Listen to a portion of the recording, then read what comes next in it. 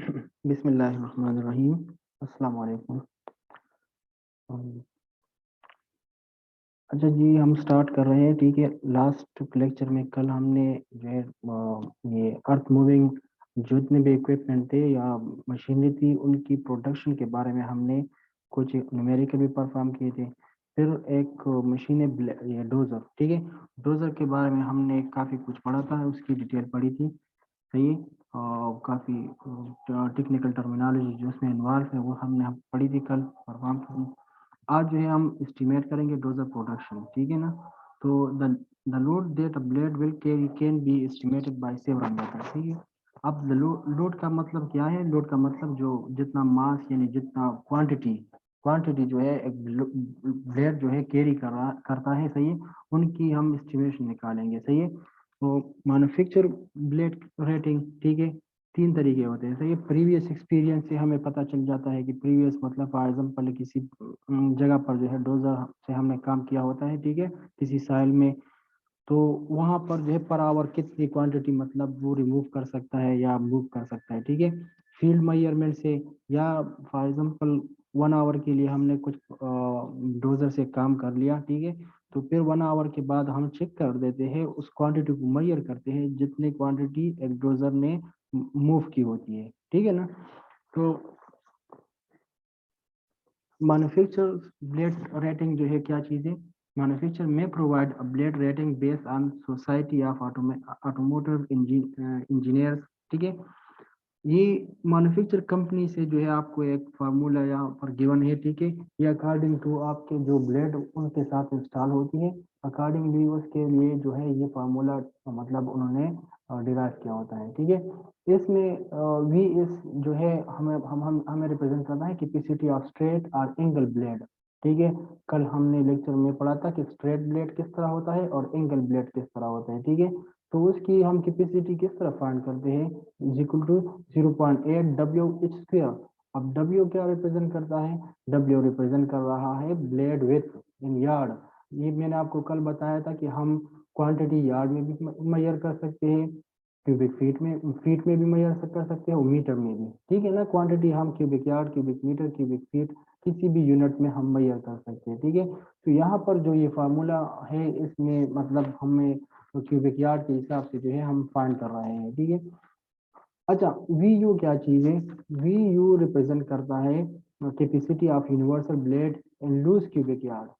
कल के लेक्चर में हमने loose cubic yard, loose cubic meter और bank cubic yard, bank cubic meter जो है वो भी डिस्कस किया था। लूज मीन जब आप किसी सेल में काम कर रहे हैं तो वो लूज हो जाती है, उसकी वॉल्यूम इंक्रीज हो जाती है, डेंसिटी कम हो जाती है। ठीक है, तो उस क्वांटिटी को हम कहते हैं लूज क्यूबिक यार्ड या लूज क्यूबिक मीटर। ठीक है। दूसरा जो बैंक जो कंपैक्टर जो नेचुरल हालत में एक सेल की कंडीशन होती है, जो डेंसिटी होती है, जो वॉल्यूम होती है, उसको हम बैंक क्यूबिक मीटर या बैंक क्यूबिक यार्ड या बैंक क्यूबिक फीट से रिप्रेजेंट करते हैं। ठीक है, एंड सिमिलर डब्ल्यू जो है वो रिप्रेजेंट करता है ब्लेड विड्थ। ठीक है, इन यार्ड। और एच जो रिप्रेजेंट कर रहा है इफेक्टिव ब्लेड हाइट। ठीक है, जिट क्या चीज है? Wing length. कल मैंने आपको बताया था कि कुछ ब्लेड जो है वो बिल्कुल स्ट्रेट होते हैं और कुछ जो है उसके साथ विंग अटैच होते हैं और विंग की जो है एक एंगल होती है। ठीक है, तो विंग एंगल जो है वो एक्स से रिप्रेजेंटेड है। अगर फॉर एग्जांपल ये अब स्ट्रेट ब्लेड है तो ऊपर वाला फार्मूला हम आसानी के साथ यूज कर सकते हैं, और अगर विंग वाले ब्लेड है जिसमें मतलब किसी एंगल पर विंग भी प्रोवाइडेड है तो उसको हम नीचे वाले फार्मूले के साथ उसकी क्वांटिटी फाइंड कर सकते हैं। ये मैंने कल आपको पिक्चर में दिखाया भी था। ये सही है। ये आप देखें ना, ये बिल्कुल स्ट्रेट है। ठीक है, ये स्ट्रेट वाला है और दूसरा जो है ये एंगल, इसके साथ ये दो विंग जो है अटैच है। ठीक है, किसी एंगल पर जो है वो मतलब बेल्टेड है। सही है। तो हम अब विड्थ क्या है? विड्थ इसकी ये वाली विड्थ है। ठीक है, ब्लेड की विड्थ ये है, और लेंथ जो ब्लेड की टोटल लेंथ है वो एस से रिप्रेजेंट है, एल से रिप्रेजेंटेड है। ठीक है, और हाइट। ठीक है, ये सारी चीज आप देखें ना, ये हम किसी प्रॉब्लम को जब सॉल्व करेंगे ना तो उसमें यूज होगा। दूसरा है field measurement. A procedure for measuring blade loads obtain a normal load. The dozer pushes a normal blade load onto a level area. ठीक है, डोजर का काम क्या होता है कि वो नॉर्मल ब्लेड लोड जो मास है, जो क्वांटिटी है, वो उसको लेवल एरिया पर जो है पुशेस करता है। Stop the dozer forward motion. अब हमने क्या करना है कि डोजर से अगर फील्ड में मेजरमेंट लेनी है तो पहले हम क्या करेंगे कि डोजर का ब्लेड जो है वो किसी मास के साथ अटैच करके उसको फॉरवर्ड की तरफ मूव करेंगे। जब मूव करेंगे, जब ब्लेड के सामने काफी क्वांटिटी जो मतलब जिसकी जितनी मतलब कैपेसिटी है, उस कैपेसिटी के मुताबिक क्वांटिटी जमा हो जाए, फिर हम वो डोजर का जो ब्लेड है वो थोड़ा सा ऊपर की तरफ उठा के और फिर हम डोजर को पीछे की तरफ मूव करेंगे, तो वहां पर एक मास की जो है एक पाइल सी बन जाएगी।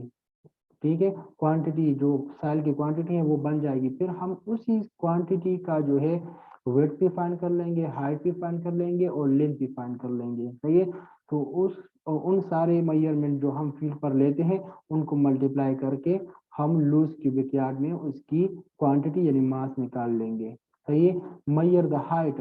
ठीक है, each of the pile, pile जो क्वांटिटी आप जो मतलब डोजर के साथ यानी ब्लेड के साथ मूव करते हैं तो एक फाइल सी बन जाती है। ठीक है, वो क्वांटिटी जमा हो जाती है, फाइल जमा हो जाता है, तो उसी फाइल की जो हाइट टोटल हाइट है वो इच से रिप्रेजेंट करते हैं हम।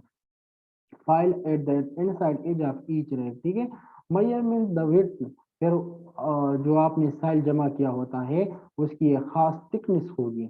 ठीक है, वो बिल्कुल थिन तो नहीं होगा ना, मतलब उसकी कुछ खास थिकनेस होगी, तो उस थिकनेस को हम डी और डब्ल्यू से रिप्रेजेंट करते हैं। ठीक है, और इल जो फाइल आपने बनाया होता है, जो क्वांटिटी आपने जमा की होती है with the help of dozer blade, ठीक है, तो उसकी एक खास लेंथ होगी, तो उस लेंथ को ये सब चीजें हम जो है मैयर करते हैं on the field. This will not necessarily B at the middle. अब ये जरूरी नहीं है कि ये सारी क्वांटिटी आप जो ये मेजरमेंट लेते हैं ये बिल्कुल आप सेंटर पर ले लें, नहीं, ये आपने इफेक्टिव लेना है। जो जहां पर आपको डब्ल्यू ज्यादा नजर आए तो डब्ल्यू वो ज्यादा वाला लेना है। इल जहां पर आपको ज्यादा नजर आता है तो उसी जगह पर यानी उसी क्रॉस सेक्शन पर आपने उसकी लेंथ भी लेनी है और हाइट भी उसी तरह की आपने लेना है। ठीक है, ये यहाँ पर देखे average both of two height and two width measurement. If the measurement are in feet, the blade load in loose cubic yard is calculated by the formula. अब देखें, ये फ्रंट व्यू है। फॉर एग्जांपल जब आप dozer से मास को यानी quantity को जो है मूव करते हैं तो उसकी फ्रंट व्यू आपके साथ इस तरह रिप्रेजेंटेड है। तो यहाँ तो दरमियान में उसकी हाइट काफी ज्यादा होती है, एक तरफ से भी कम फिर दूसरी तरफ से भी कम हो जाती है। तो हम W1 W H1 और H2 हम लेते हैं, फिर उसकी जो है एवरेज हाइट फाइंड करते हैं। ठीक है, सिमिलरली जब आप उसको टॉप से देखेंगे, ऊपर ऊपर से टॉप व्यू उसकी देखेंगे तो उसकी खास थिकनेस होगी। जो मास आपने जमा किया होता है with the help of blade उसकी एक खास थिकनेस होगी, तो उसी खास थिकनेस की आपने एवरेज वेट भी लेनी है। एवरेज वेट यानी एवरेज थिकनेस। और फिर जो लेंथ आप लेते हैं ना, तो उसी लेंथ को भी जो है आपने आपके पास जो मैक्सिमम लेंथ आ रहा है तो उसको आप एज ए इल ले लें।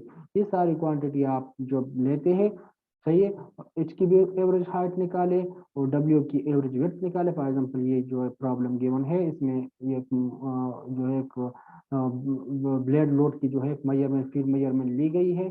The measurement from a blade load test were H1 is equal to 4.9 feet, H2 is equal to 5.2 feet, W1 is equal to 6.9 feet and W2 is equal to 7 feet and L is equal to 12.6 feet. What is the blade capacity in loose cubic yard for the tested material? ठीक है, तो अब हम आसानी के साथ find कर सकते हैं। एच एवरेज भी है और डब्ल्यू एवरेज भी आपके पास अवेलेबल है, तो ब्लेड लोड आप इस तरह फार्मूले से फाइंड कर सकते हैं। अगर ये फीट में है तो फीट को और यार्ड में कन्वर्ट करने के लिए ये फैक्टर 0.0139 जो आपको नजर आ रहा है ये वही फैक्टर है जो फीट को यार्ड में कन्वर्ट करने के लिए यूज करते हैं हम, यानी क्यूबिक फीट को क्यूबिक यार्ड में कन्वर्ट करने के लिए ये फैक्टर। और ये आसानी के साथ आप फाइंड कर सकते हैं। फॉर एग्जांपल एक यार्ड में कितने फीट होते हैं, 3 फीट होते हैं, तो एक क्यूबिक यार्ड में कितने फीट होंगे, तो 3 का क्यूब ले लें। ठीक है, तो वो उसका जो है 27 जो हो जाएगा, तो 1/27 से आपके पास ये फैक्टर आ जाएगा। तो इसी फैक्टर को आपने इसके साथ मल्टीप्लाई करके हाइट डब्ल्यू एच और एल को आप फॉर एग्जाम्पल वॉल्यूम किस तरह आप निकालते हैं, length multiply width multiply height, तो यही चीज है length multiply width multiply height. जैसे आपने वॉल्यूम फाइंड कर दिया, जो फील्ड पर आपका आपने काम किया, जो आपने मास यानी क्वांटिटी जो साइल की आपने पाइल बना ली, उसकी आपने WH और एल फाइंड करके जो है इसके साथ फैक्टर मल्टीप्लाई करके इसको लूज क्यूबिक यार्ड में इसकी क्वांटिटी आपने फाइंड कर दी, जो 6.15 बन रहा है। ठीक है, ठीक है।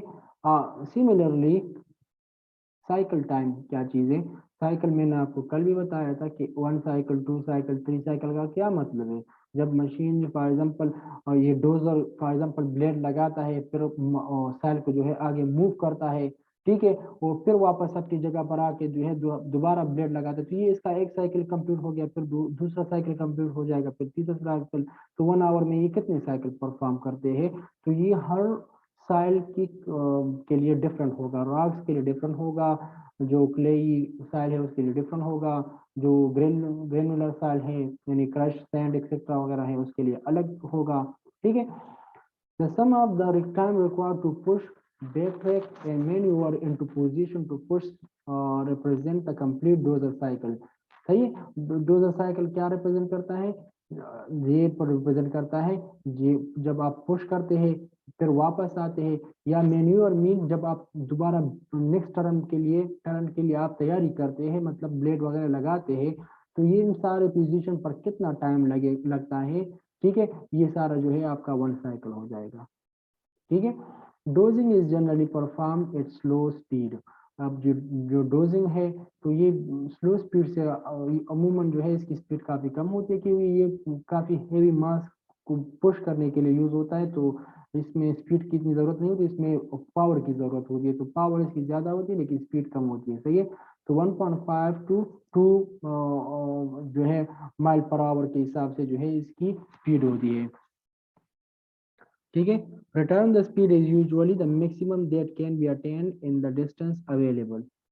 ठीक है, for distance less than 100 feet the operator cannot get the machine past the second gear। अब अगर आपके पास साइट पर जो है डिस्टेंस 100 फीट से कम है, तो आप सेकंड गियर से ज्यादा गियर में मतलब इसको ऑपरेट ही नहीं कर सकते।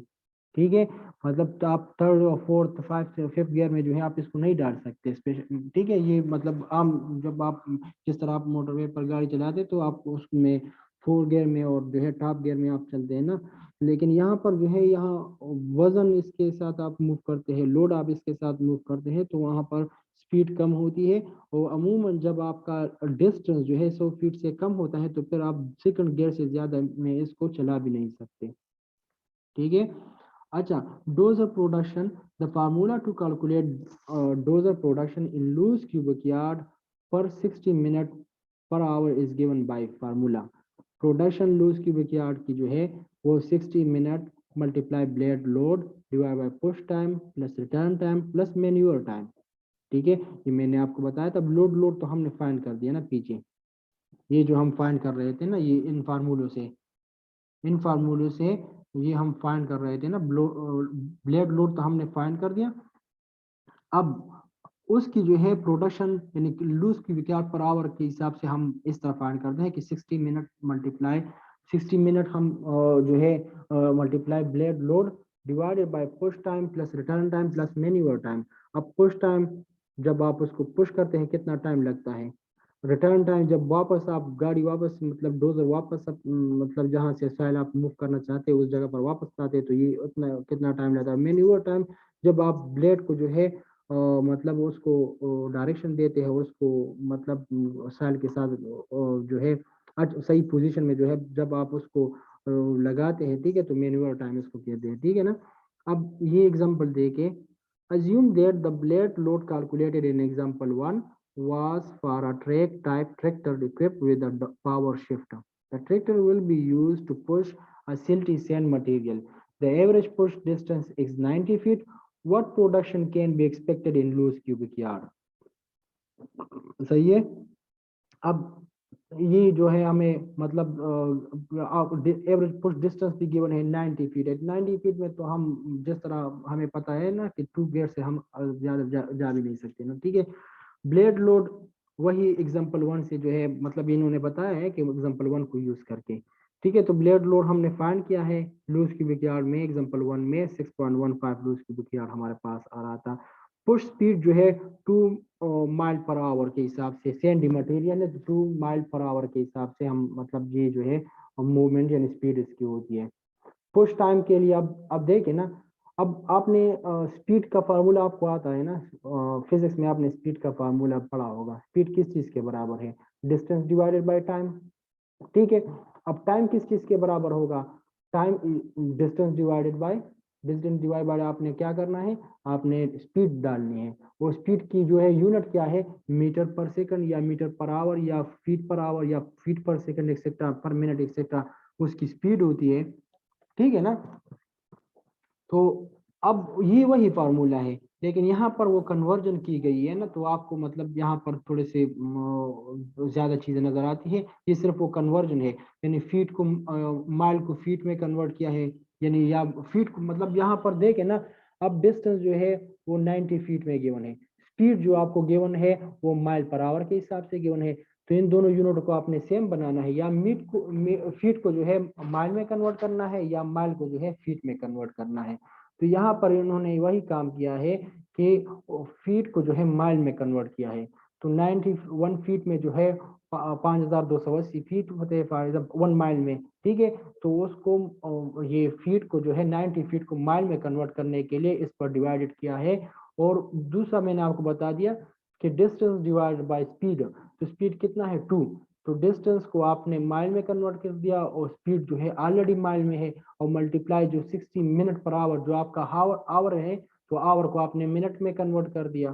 सही है। तो ये वही फार्मूला है, यानी जो स्पीड का फार्मूला है, स्पीड का फार्मूला हमारे पास अवेलेबल है डिस्टेंस डिवाइडेड बाय टाइम, तो ये वही फार्मूला है। फिर उससे टाइम निकाला है, लेकिन ये जो आपको बाकी का वैल्यूज नजर आ रहे हैं 5280 या 60 मिनट, तो ये 60 मिनट पर आवर ये जो है आवर को मिनट में कन्वर्ट करने के लिए यूज किया गया है, और 5280 जो है फीट को माइल में कन्वर्ट करने के लिए यूज किया गया है। ठीक है। तो यहाँ से आप जो है पुश टाइम आपने निकाल दिया, पुश टाइम आपके पास ही आ रहा है। ठीक है। फिर रिटर्न टाइम, अब रिटर्न टाइम में आप तेजी से चल सकते हैं, मतलब रिटर्न में जो है आपके पास मास तो नहीं होती ना, ब्लेड जो है वो खाली ब्लेड होता है, तो खाली ब्लेड जो है उसको तेजी के साथ आप मूव कर सकते हैं। ठीक है। तो मैक्सिमम स्पीड उसकी 4 माइल पर आवर है। सेकंड गियर में लेस देन 100 फीट है, तो सेकंड गियर में आप जो है 4 माइल पर आवर के हिसाब से। रिटर्न टाइम जो है फिर उसको दोबारा जो है फीट को माइल में कन्वर्ट करने के लिए, और 60 को जो है आवर को मिनट में कन्वर्ट करने के लिए यूज किया गया है। ठीक है। तो इससे जो है आपने रिटर्न टाइम भी निकाल लिया। फिर एडजस्टेड रिटर्न टाइम जो है आपका ये बन रहा है। ठीक है। 0.05 क्या है? ये allowance time to reach all steady state velocity. जब आप मतलब वापस आते हैं ना, तो स्टेडी वेलोसिटी में जो है मतलब पहले तो आप फर्स्ट गियर में होंगे, फिर सेकंड गियर में आएंगे ना, तो मतलब थोड़ा सा टाइम जो है इसमें वो लग जाता है, तो 0.05 मिनट जो है वो मतलब इसको एक्स्ट्रा दिया गया है। ठीक है। तो 0.31 मिनट जो है आपका एडजस्टेड रिटर्न टाइम है। अब प्रोडक्शन टाइम जो है, प्रोडक्शन टाइम ये सारे चीजें जो है आप उसी फार्मूले में डाल दें, ये फार्मूला जो हमें हमारे पास है। तो प्रोडक्शन लूज की विक्यार्ड पर आवर के हिसाब से जो है इसमें ये सारे क्वांटिटी ऑफ फाइंड जो फाइंड किए हैं ये सब यहाँ पर डाले। मैन्युअल टाइम जो है आपको एक्स्ट्रा कुछ टाइम जो है अपनी मशीन को यानी इक्विपमेंट को जो है पोजीशन में लाने के लिए आप जब यूज करते हैं। ठीक है। तो मैन्युअल टाइम ये है। इन सारों को आपने जो है इस फार्मूले में जब डाल लेते हैं तो इससे ये चीज निकल आती है, और ये आपके लूज के विक्यार्ड पर आवर के हिसाब से आपने प्रोडक्शन फाइंड कर दी डोजर की। क्लियर है? अब देखे ना example number 3, assume a person swirl. ठीक है। अब जब आप मतलब साइल में आपकी जो है नेचुरल हालत है, उसमें आप जब डोजर वगैरह ब्लेड वगैरह से काम करते हैं या एक्सकेवेटर वगैरह से काम करते हैं, तो क्या हो जाता है, वो मतलब आपका लूज हो जाता है, उसमें स्विलिंग आ जाती है, वॉल्यूम इंक्रीज हो जाता है, डेंसिटी तो मतलब डेंसिटी कम हो जाती है उसकी, मास सेम रहता है लेकिन लूज हो जाते हैं, स्विल आ जाता है उसमें।